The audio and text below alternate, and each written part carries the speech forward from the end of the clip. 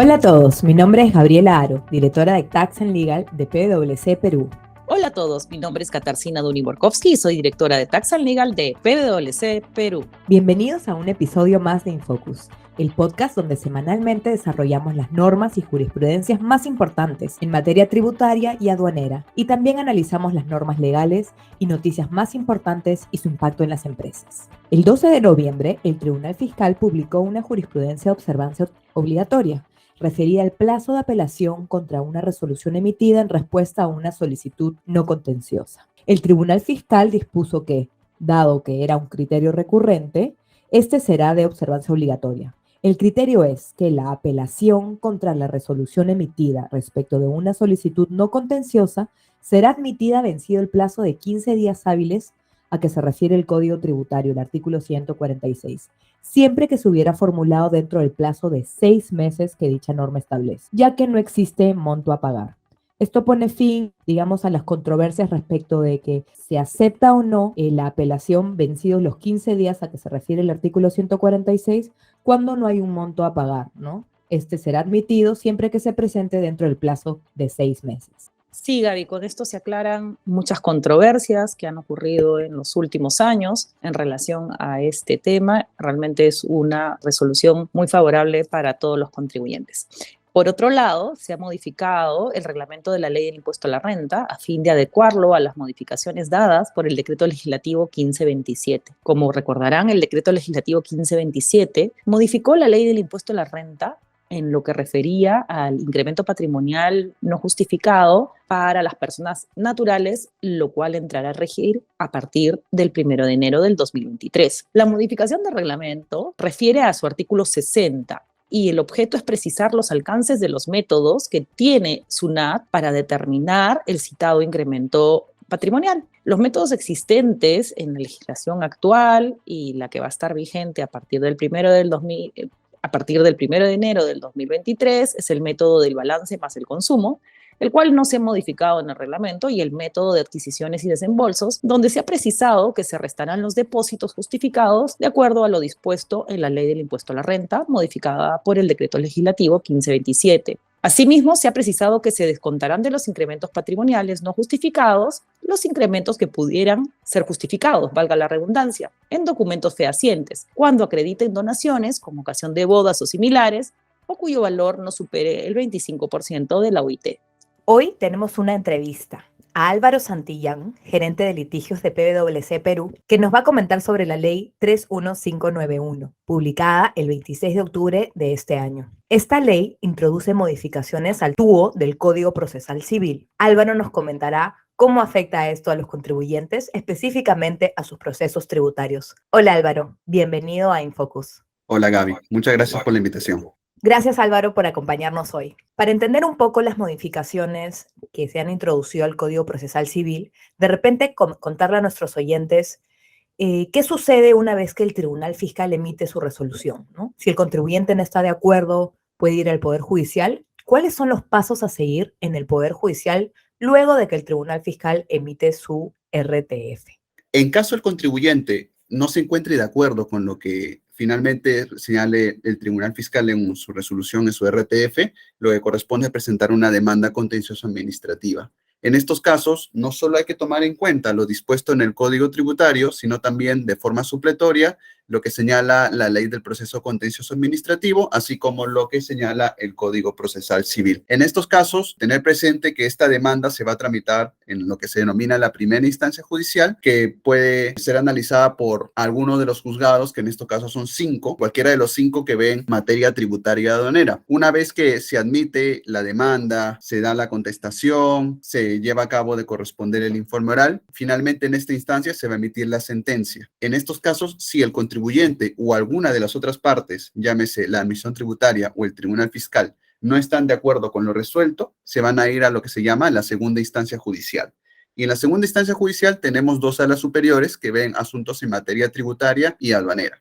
Se va a emitir la sentencia en segunda instancia, que puede confirmar en su totalidad, confirmar en parte o en todo caso revocar lo resuelto por el juzgado en primera instancia. Y nuevamente, Si en caso el contribuyente o alguna de las otras partes demandadas no están de acuerdo con alguno de los aspectos señalados por la Sala Superior, tienen expedito su derecho para interponer recurso de casación. Sobre este punto, quisiera aclarar que el recurso de casación no es un recurso no es una tercera instancia, sino que es un recurso extraordinario que tiene como finalidad anular una sentencia que contenga alguna incorrecta aplicación de la ley o que haya sido dictada sin observar las formalidades de la misma.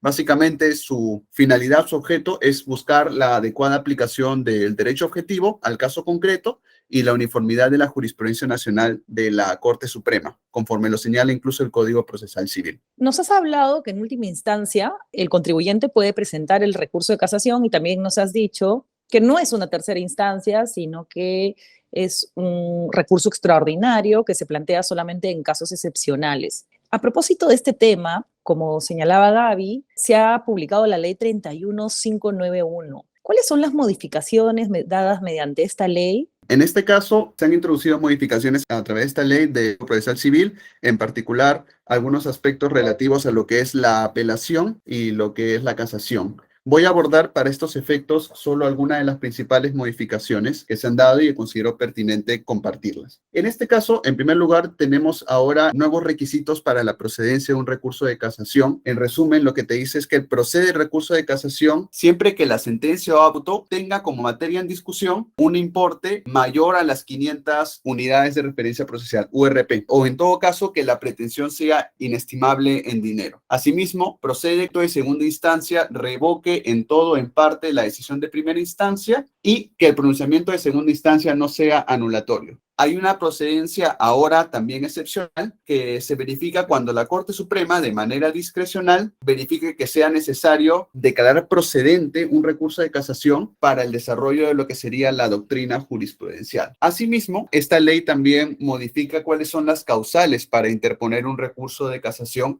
las pone en una lista taxativa y solo a modo de ejemplo voy a señalar que son causales para interponer el recurso de casación si se advierte que la sentencia o el auto ha sido expedido con inobservancia de alguna de las garantías constitucionales de carácter procesal o material, cuando hay una inobservancia de las normas legales de carácter procesal que están sancionadas con nulidad, cuando hay una indebida aplicación, una interpretación errónea, o una falta de aplicación de la ley u otras normas jurídicas que sean de aplicación, cuando hay una falta de motivación o también cuando se aparte las decisiones vinculantes del Tribunal Constitucional o la Corte Suprema en estos casos. Otro de los aspectos que también han sido modificados está en el hecho de que ahora se ha fijado un plazo para que la Corte Suprema pueda emitir pronunciamiento respecto a la procedencia del recurso de casación o para finalmente expedir la sentencia. En ambos casos, lo que señala ahora la norma es que la Corte Suprema tiene un plazo de 20 días para, como digo, verificar la procedencia, calificar la procedencia del recurso o de emitir una sentencia en esos supuestos. Finalmente, el último cambio que quisiera resaltar está referido a las audiencias que se dan en esta instancia de casación. Acá lo que señala la norma es que la audiencia se instalará con la concurrencia de las partes que asistan, quienes pueden informar, ya no con la necesidad de que pidan previamente o en algún momento el uso de la palabra. Pero en todo caso, si el abogado de alguna de las partes no comparece en la audiencia, entonces lo que va a hacer la Corte Suprema es declarar improcedente el recurso de casación. Álvaro, muchas gracias. Esto último que comentas me parece muy interesante porque si entiendo bien, la sola ausencia del abogado en el informe oral va a tener como consecuencia que se declare improcedente el recurso. ¿Es así? Es correcto, Gaby. Si el abogado pues falla por cualquier razón de fuerza mayor, el cliente se vería perjudicado. Sí, salvo que se alegue en esos casos de repente alguna justificación por la ausencia, ¿no? Podría entonces alegarse algún supuesto de fuerza mayor. Ya nos has comentado algunos efectos o impactos de estas modificaciones. ¿Qué opinas sobre ellas en general, ¿no? Principalmente para aquellos contribuyentes que tienen sus procesos a la fecha en el Poder Judicial, ¿no? ¿Estas modificaciones se les aplica?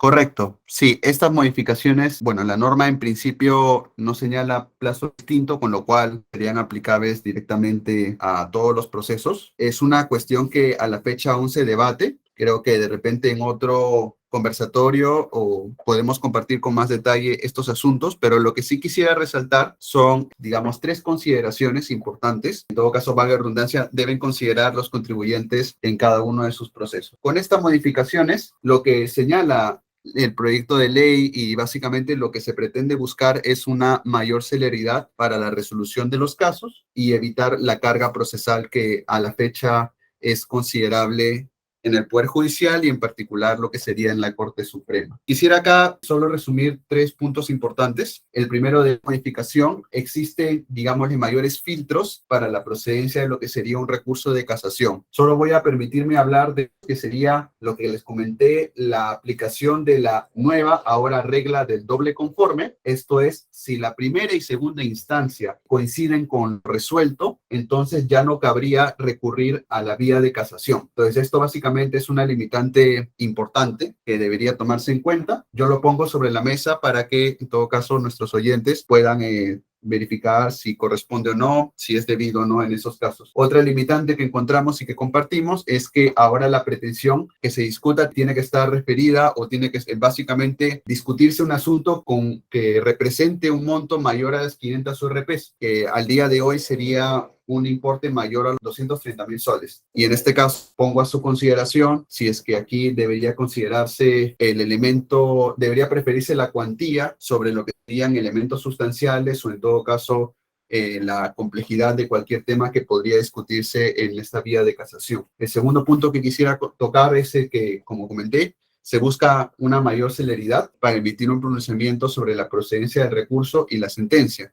Toda vez que ahora con esta modificación lo que está señalando es que la Corte Suprema tiene que resolver en 20 días. La pregunta que soltaría el debate es si realmente este aspecto positivo, porque finalmente señala un plazo, en la práctica se podrá conseguir y que en todo caso eso no conlleve a alterar el resultado final de lo que puedan fallar los jueces en vía de casación. Un tercer punto que quisiera compartir es que hay que tener mucho cuidado ahora con lo que serían las audiencias de casación. Si bien ahora las partes pueden informar sin la necesidad de solicitar uso de la palabra, cierto es que ahora el abogado de la parte recurrente debe asistir a la audiencia que se dé en esto, pues correría el riesgo de que el recurso de casación finalmente se declare improcedente. Ya para terminar, solo quiero resaltar que estas son algunas de las principales modificaciones que he querido compartir y poner sobre la mesa a todos los oyentes y a ustedes. Pero como siempre digo, siempre hay que tener acá revisar a detalle la norma y con un ojo crítico para ver qué otras consideraciones deberíamos ver en lo que podría impactar en los procesos judiciales que vienen o que están en desarrollo. Gracias por tus aportes. Esto es bastante interesante y esperamos que encuentren de utilidad la referencia. Esta norma es reciente, como les comentaba, recién se publicó el 26 de octubre. Tiene bastante impacto en lo que son los procesos tributarios en los términos en los que nos ha comentado Álvaro. Sí, Gaby, concuerdo contigo. Realmente hay que tenerlo en consideración. Y nada, Álvaro, agradecerte nuevamente de que estés aquí con nosotros. Muchas gracias y nos vemos la próxima semana. Gracias a todos.